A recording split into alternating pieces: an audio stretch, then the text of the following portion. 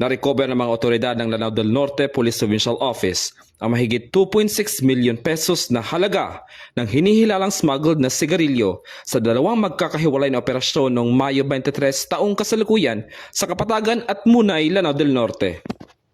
Anti-smuggling of cigarette, we have this two big operation. The one is worth of 600,000 while the other one is about 2 million. Bandang alas 12:30 na madaling araw habang nagsasagawa ng checkpoint operation San Pork 1, Bansaville 1, Kapatagan, Lanao del Norte, pinara ng mga tauhan ng 2nd Provincial Mobile Force Company ang isang Honda CR-V na bumabiyahe mula Sultan Naga de Maporo patungong Kapatagan. Sa isinagawang inspeksyon, nadiskubre sa passenger seat at compartment ng sasakyan ang 750 rims na mga sigarilyo na may tinatayang market value na 600,000 pesos.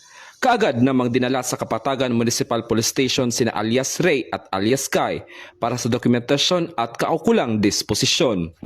Samantala, bandang alas 11:05 ng umaga, nagsagawa rin ng checkpoint operations ang mga tauhan ng 1st Provincial Mobile Force Company, katuwang ang Maritime Police Station, Provincial Intelligence Unit ng LDNPPO, at 10th Maneuvering Company ng RMFB-10 sa Barangay Tambo, Munay, Lanao del Norte, nang makupiska ang kahong-kahong kargamento sa loob ng 3 sasakyan, kabilang ang 2 Toyota Revo at isang Isuzu Crosswind.